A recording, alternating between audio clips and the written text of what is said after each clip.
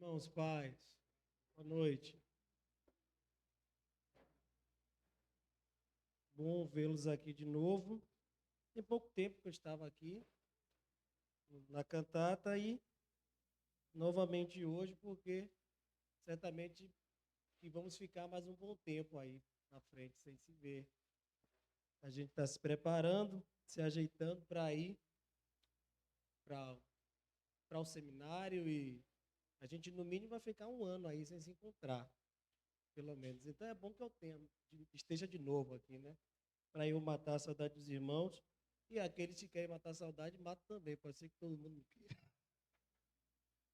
Mas eu quero. Meus irmãos, vamos ler o Salmo 73. Salmo 73. E vamos ver o que o Senhor tem a nos dizer.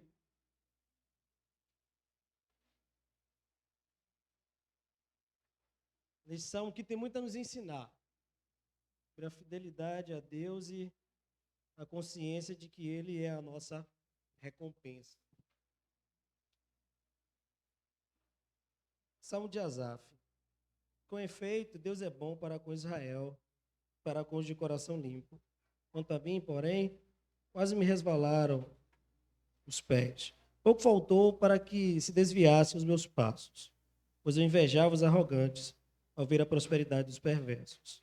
Para eles não há preocupações, seu corpo é sadio e nédio, não partilham das canseiras dos mortais, nem são afligidos como os outros homens. Daí a soberba que os cinge como um colar, e a violência que os envolve como um manto. Os olhos saltam-lhes da gordura, do coração brotam-lhes fantasias. Motejam e falam maliciosamente da opressão, falam com altivez.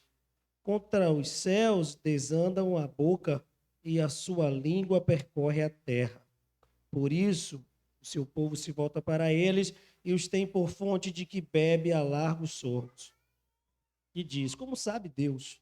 Acaso há conhecimento no Altíssimo? Eis que são estes os ímpios, e sempre tranquilos, aumentam suas riquezas. Com efeito, inutilmente conservei puro o coração e lavei as mãos na inocência, pois de contínuo sou afligido e cada manhã castigado. Se eu pensar em falar tais palavras, já aí teria traído a geração de teus filhos. Em só refletir para compreender isso, achei muito pesada a tarefa para mim. Até que entrei no santuário de Deus e atinei com o fim deles. Tu certamente os pões em lugares escorregadios e os fazes cair na destruição. Como ficam de súbito assolados, totalmente aniquilados de terror.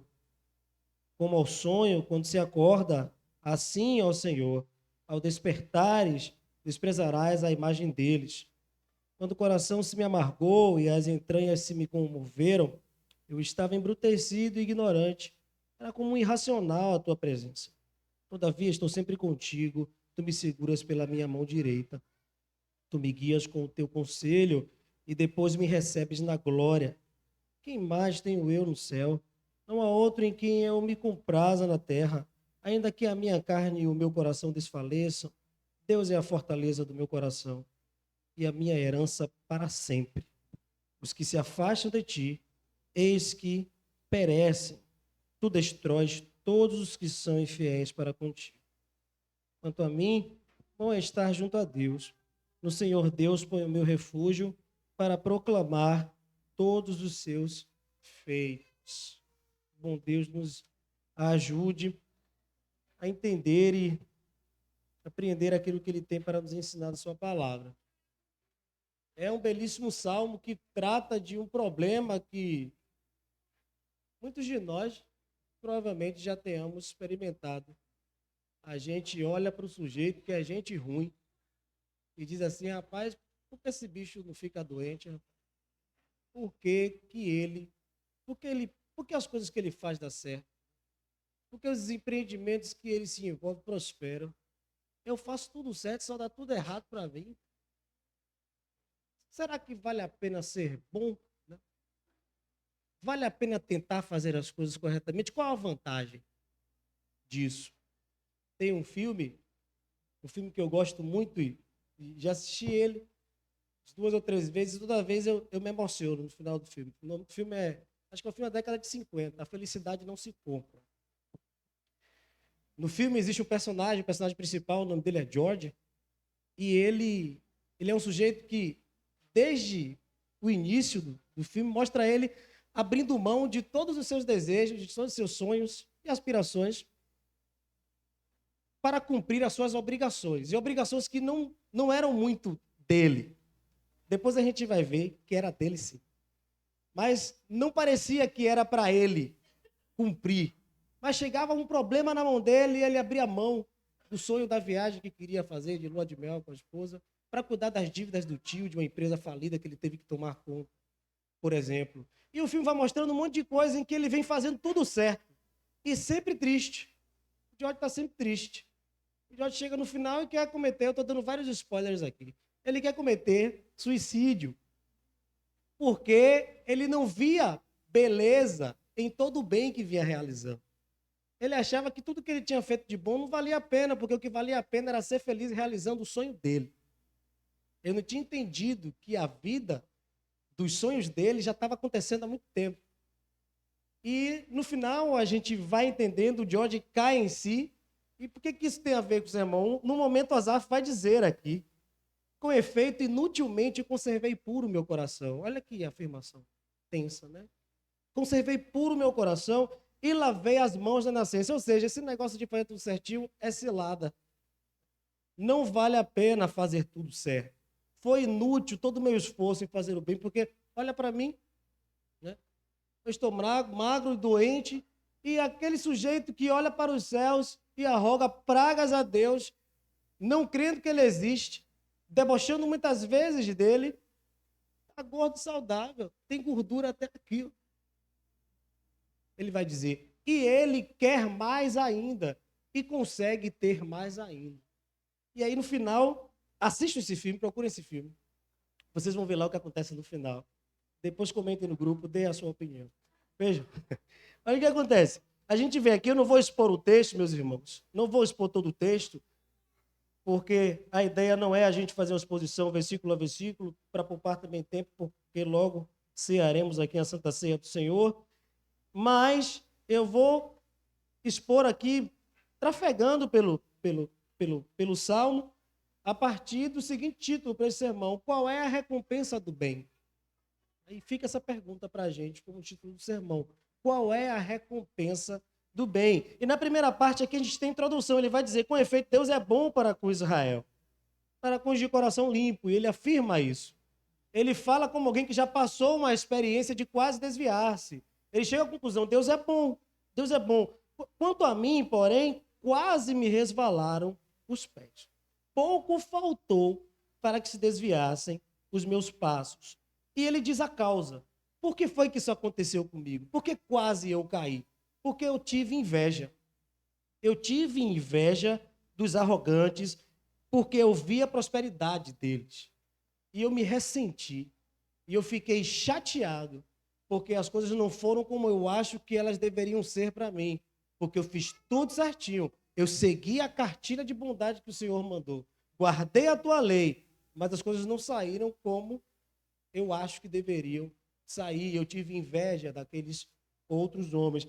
E aqui a gente tem uma primeira lição, porque assim, Asaf, e eu poderia ter trazido todos esses textos de exemplo para mostrar quem foi Asaf nas Escrituras.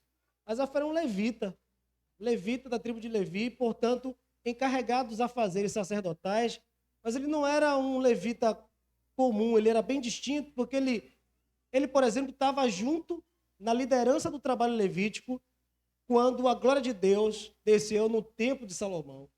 E Asaf estava ali liderando no fronte daquele trabalho. Os descendentes de Asaf também aparecem na Bíblia como pessoas que foram distintas no cuidado, no trato sacerdotal. Então, Asaf era um crente dos bons. É essa a ideia que eu quero trazer, popularmente falando. Ele era crente de verdade.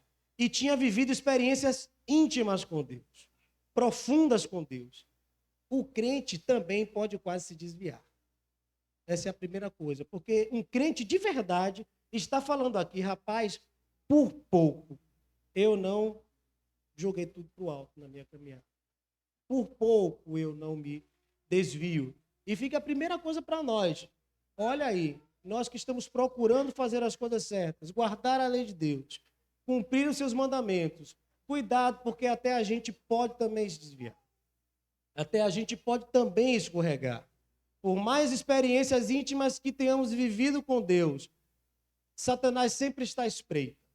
Nosso coração continua perverso, independente da quantidade e da profundidade de experiências que nós temos com Deus. Sempre está ali, diante de nós, a possibilidade de escorregar. E é preciso que a gente preste muita atenção nisso. E aqui dos versículos 4 ao versículo 12, Asaf ele vai dizer, né, o que é que ele via quando estava assim tomado de ressentimento, inveja.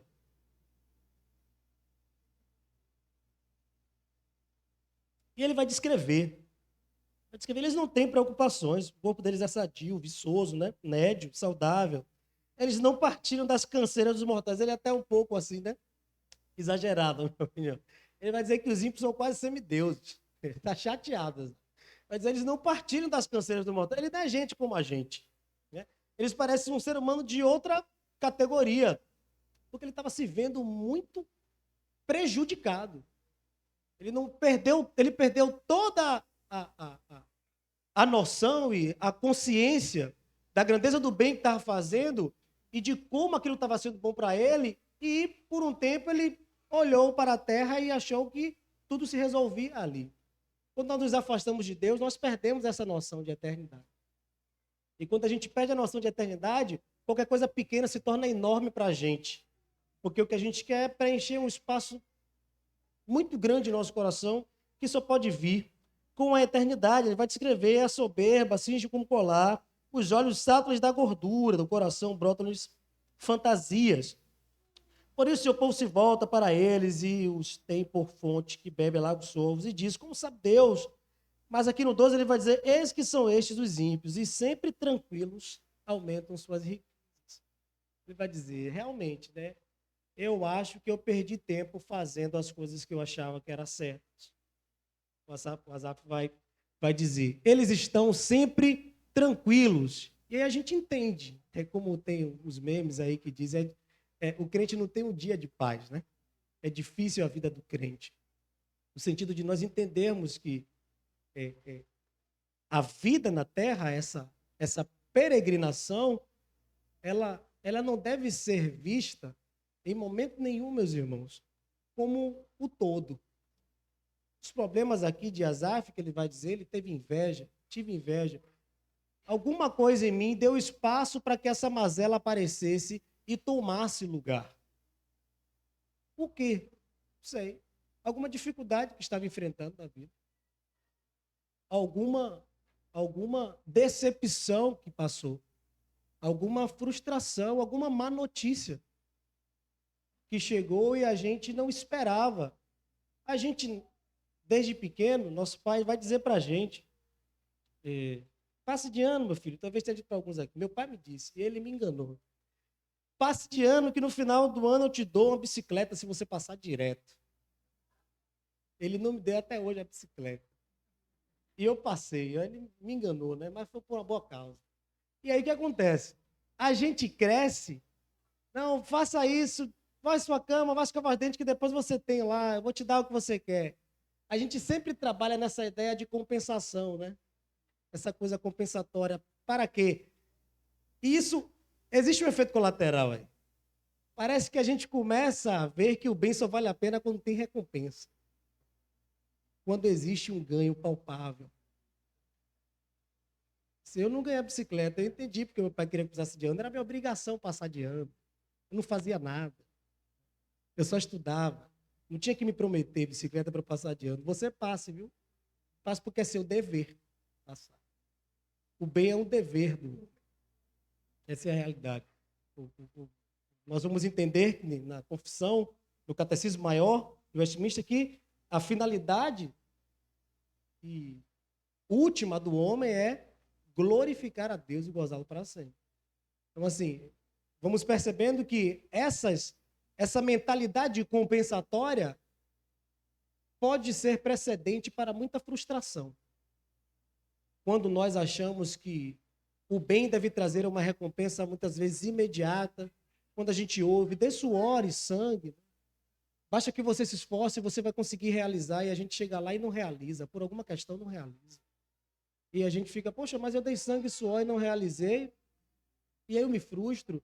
E aí eu olho para o céu e digo, poxa, eu faço tudo certo, por que, Senhor, o Senhor não me deu o que eu pedi? O que foi que eu deixei de fazer para não ganhar isso daí? Como se Deus tivesse obrigações para conosco de dar algumas coisas que nós achamos que nós somos merecedores dela. Por quê? Porque eu me esforcei, porque eu corri atrás. Mas a vida não segue muito essa lógica. Graças a Deus. Porque Deus nos dá aquilo que ninguém correu atrás da salvação e Deus nos salvou. Mas se Deus for dar somente o que a gente corre atrás, a gente está perdido. A gente corre atrás de muito pouca coisa. Muito pouca coisa. Então Deus, ainda bem que Deus não leva a isso. É cada um por si. E não segue totalmente a ideia de meritocracia. E vai dando só o que a gente corre atrás. Porque eu não sei o que eu ia ter conquistado até aqui. Deus nos dá muitos presentes.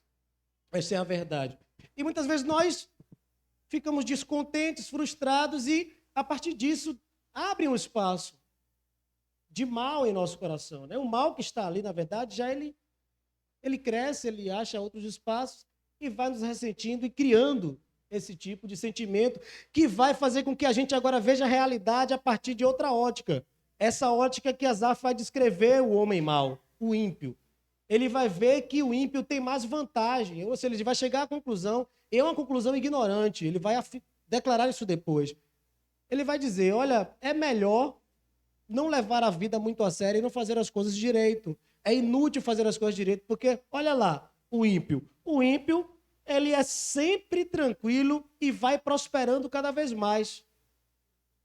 Ou seja, era melhor ter feito isso. Quando nós estamos tomados por alguma mazela, algum vício no coração, a nossa percepção da realidade ela é alterada, meus irmãos. A gente vê as coisas como as coisas não são. Não vemos as coisas como as coisas são.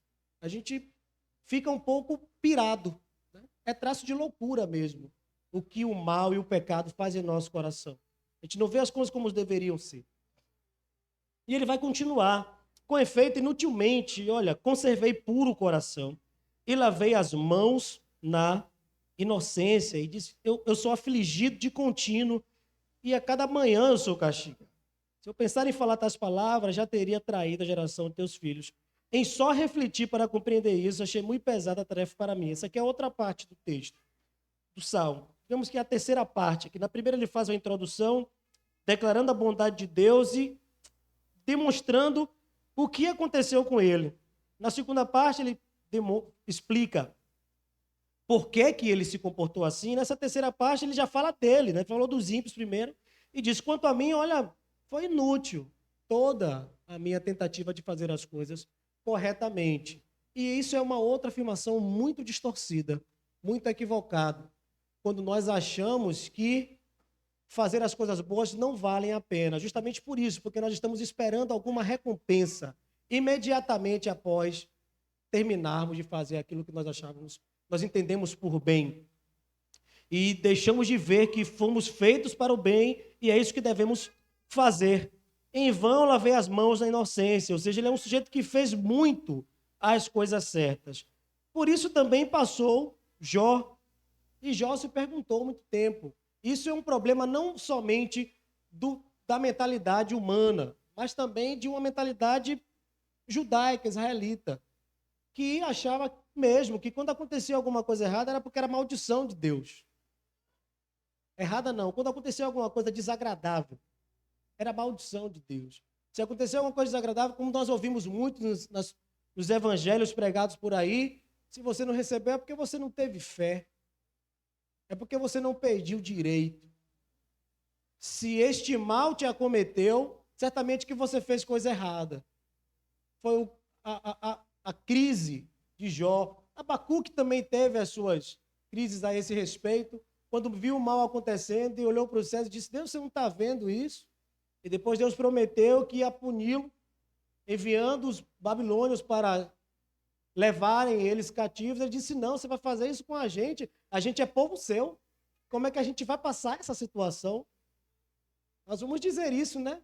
Muitas vezes nós podemos guardar em nosso coração por que eu perdi esse dinheiro se eu dizimo todo mês. Por que eu fiquei assim doente se eu assinei meu plano de saúde com o Senhor? Eu oro constantemente, procuro fazer as coisas direito e mesmo assim o mal me acometeu.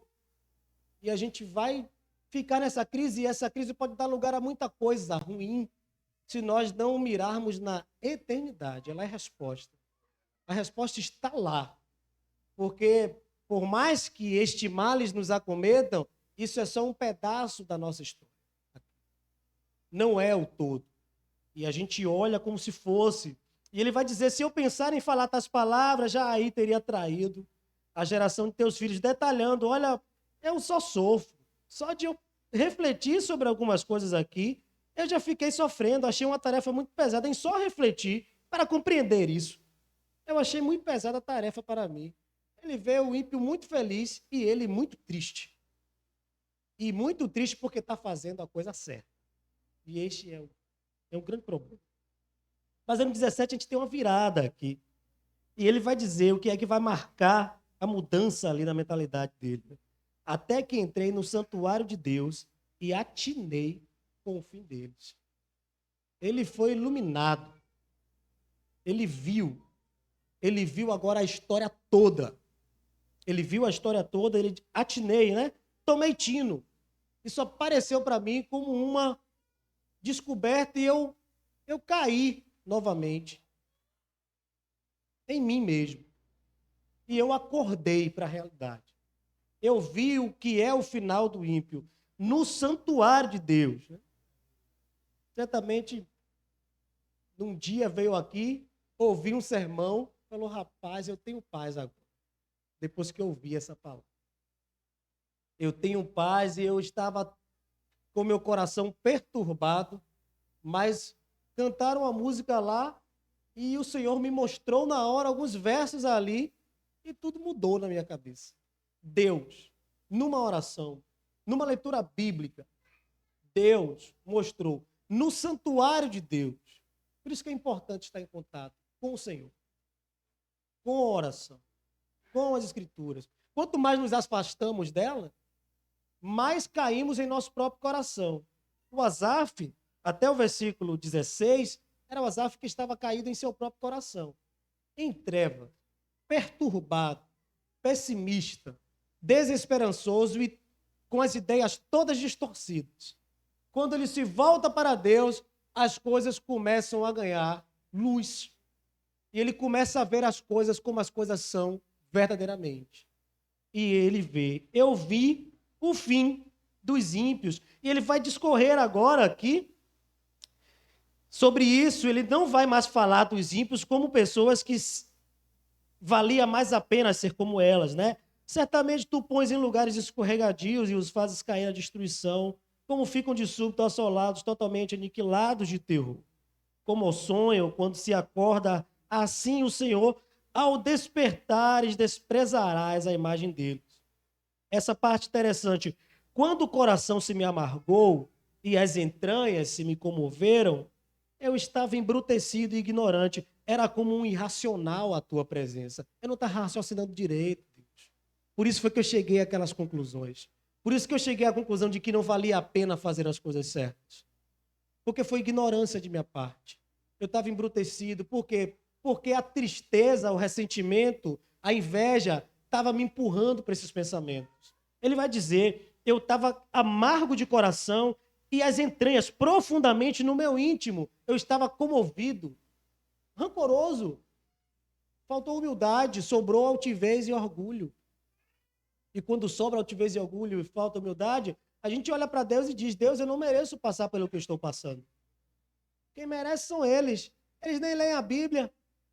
Eles não vão para o culto. Eu vou para o retiro, eles vão para o carnaval. E as coisas dão errado para mim. Não pode, Senhor. Eu não aceito, Senhor, que as coisas aconteçam assim comigo. Mas o Senhor nos consola, como consolou Asaf, a partir desta demonstração de que não é o fim da história. Isso é consolo para nós, meus irmãos. Todo sofrimento que nós passamos aqui não representa, e reitero mais uma vez, o fim da história. Nós temos que olhar a história a partir dessa lente, aguardando a vinda de Cristo, que é a consumação de todas as coisas. Quando ele consumar todas as coisas, aí sim a gente vai ter um desfecho. Vai ter um final eterno, feliz. E a gente não pode perder de vista isso. Porque enfrentamos aqui os sofrimentos que o Senhor quiser que nós passemos, encontrando nele a razão que ele escondeu dentro desse sofrimento. Deus escondeu, e isso parece contraditório. Esconde, e um dia revela, mas esconde dentro de cada sofrimento nosso uma alegria, um prazer, que ele deixou guardado ali, e aqueles que perseveram conseguem enxergar isso depois de um tempo. Vejam pessoas que enfrentaram corajosamente o seu sofrimento e os males que acometeram eles, e vejam com eles depois tudo de aprimoramento que passou pelo caráter, pela personalidade, pela alma deles. Vocês vão ver, às vezes, constrange até a gente que nunca passou, alguém que nunca passou por aquilo. De você ver que existe uma grandeza e um tipo de bênção especial ali, que o Senhor certamente dá misericordiosamente àqueles que estão enfrentando dificuldades, grandes dificuldades. E o coração embrutecido, a mente embrutecida, ignorante, e o coração amargo e comovido, ressentido, é que vai dar lugar a esse sentimento. Mas aqui ele vai agora discorrer sobre qual é, de fato, a recompensa do bem. Todavia, estou sempre contigo. Tu me seguras pela mão direita. Começa aqui. Isso já é a recompensa. Deus é a própria recompensa. A filosofia antiga, já em se tratando de psicologia, vai afirmar que, falando da felicidade, que a finalidade do homem é o bem, em busca da felicidade. Aristóteles vai informar isso daí. E a psicologia começa a partir desses fundamentos, dessa base.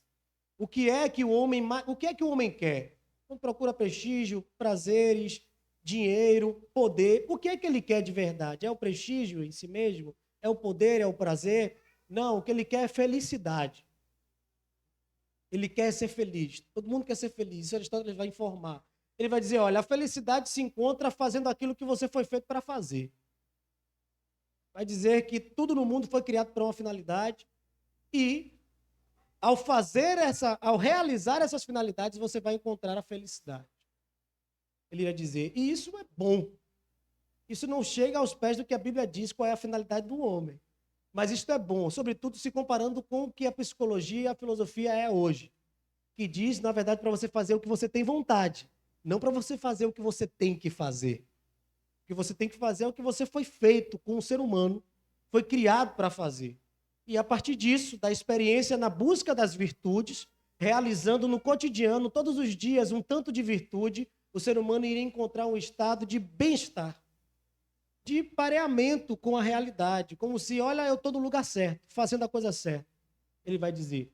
Para a filosofia antiga e saudável, o máximo que ela pode chegar é dizer que, fazendo as coisas certas, eu encontro a felicidade. A recompensa do bem, para eles, já é essa. Você fazer o próprio bem, porque você foi feito para isso. Nós, como cristãos, entendemos que a nossa recompensa é a possibilidade de imitar o Cristo, parecer com ele, e que a nossa finalidade é o nosso destino final, que é sermos parecidos, glorificados com Cristo. E Asaf vai afirmar aqui que esta recompensa já é justamente isso, estar sempre com Deus, ter Deus segurando a sua mão direita. Ele não precisa mais de bênçãos materiais para achar que a sua vida está sendo recompensada. Ele não precisa mais disso daqui. Ele agora está satisfeito com aquilo que Deus é para ele. Contente com Deus. Como o apóstolo Paulo vai afirmar, que aprendeu a viver contente e tanto fazia se sobrasse ou faltasse, porque ele estava bem, com paz de espírito, porque entendeu aquilo que Deus é. Quem mais tenho eu no céu? Não há outro em quem eu me compraza na terra. Ainda que minha carne e o meu coração desfaleçam, como ele descreveu aqui nos versículos 13 ao 16, ainda que isso aconteça, Deus é a minha fortaleza do meu coração e a minha herança para sempre. Ou seja, é essa a recompensa. Por um lado, meus irmãos, fazer a coisa certa, acredite, é uma coisa difícil, mas não é mais do que a nossa obrigação. É isso que nós temos que fazer, independente do salário disso, independente da recompensa que isso gere. Vou fazer tudo direito, porque depois eu vou ver um resultado aqui e aí sim eu vou perceber pela vista. Não, pode ser que você não perceba, pode ser que você perceba só no fim. Como o autor de Hebreus vai dizer que muitos foram martirizados, morreram e não viram o resultado, a recompensa clara disso. Mas eles estão no seio de Abraão, eles já viram lá. Nós não precisamos, não temos necessidade como cristãos de ver aqui a nossa recompensa. É uma tarefa difícil, que se torna ainda mais difícil quando nós fitamos os olhos aqui, somente nesse mundo palpável, material. A nossa recompensa, meus irmãos, não é uma recompensa material. O nosso prazer não deve ser um prazer pautado nessas coisas. Deve ser um prazer unicamente fundamentado em Deus, que nos dá muitos bônus. Muitas coisas materiais ele nos dá. Mas a maior de todas é poder estar com ele. Foi o que não entendeu aqueles homens que trabalhavam desde cedo com o seu Senhor. E chegou no fim da tarde, ele viu que o pessoal que chegou de noitinha recebeu igual a eles. Ele disse, não, está errado. Eu estou aqui desde cedo e recebi a mesma coisa que esse pessoal está aqui há 40 minutos. Não deu nenhum plantão. Eles não entenderam, eles estavam com o mestre desde de manhãzinha. Eles não entenderam a recompensa. Estavam buscando a recompensa que se pega e não entenderam a recompensa transcendente, eterna. Essa é a recompensa que nós temos que esperar e que, na verdade, enquanto bênção para nós, já foi conquistada na cruz, saber a salvação, meus irmãos. Os últimos versículos, os que se afastam de ti, eis que perecem. Tu destróis todos os que são infiéis para contigo. Quanto a mim, bom é estar junto a Deus. No Senhor Deus põe o meu refúgio para proclamar todos os seus filhos. Ele conclui como um Asaf muito diferente do Asaf dos primeiros versículos.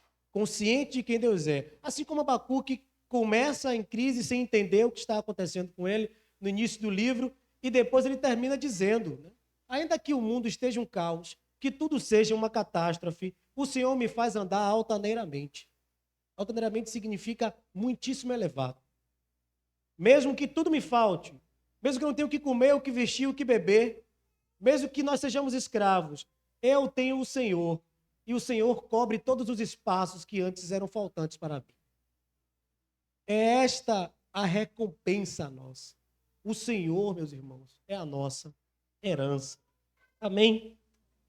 O Senhor nos abençoe e nos ajude a aplicar isso em nossas vidas e que nós nos lembremos isso diariamente. Diariamente. Fitando os olhos na eternidade, nunca esquecendo, meus irmãos, mais uma vez, que a eternidade é o chão que nós, como cristãos, temos que fincar os pés. As coisas aqui são uma parte do caminho e o final deste caminho foi o Senhor que colocou na eternidade. E nós, como cristãos, temos que estar com os olhos lá. Amém? Vamos orar, meus irmãos. Santíssimo Deus, nós te pedimos graça e misericórdia. Pedimos que o Senhor nos ajude a colocarmos o nosso coração em Ti, a ter o Senhor como suficiente para nós. Temos contentamento e satisfação em Ti. Nos ajude a olharmos para o Senhor e não mais ter falta de nada. E que as coisas daqui representem, ó Deus, apenas uma parte que é menos significativa do que aquilo que o Senhor tem para nós e é maior e eterno. Nos dê força, Pai, para enfrentar as dificuldades desta vida. consolo e nos deixe sempre, Deus. Nos faça sempre, Senhor, olhar para o sofrimento e para os males que nos acometem a partir, Deus, desses olhos espirituais que o Senhor nos dá, para que não nos deixemos levar pelo desespero do nosso coração. Deus, pelo ressentimento, e comecemos a ver a vida distorcidamente como teu filho, por um momento, viu aqui. Abre os nossos olhos para que nós não escorreguemos, não caiamos em tentação. Em nome de Jesus, teu Filho, nosso Senhor. Amém. Graças a Deus.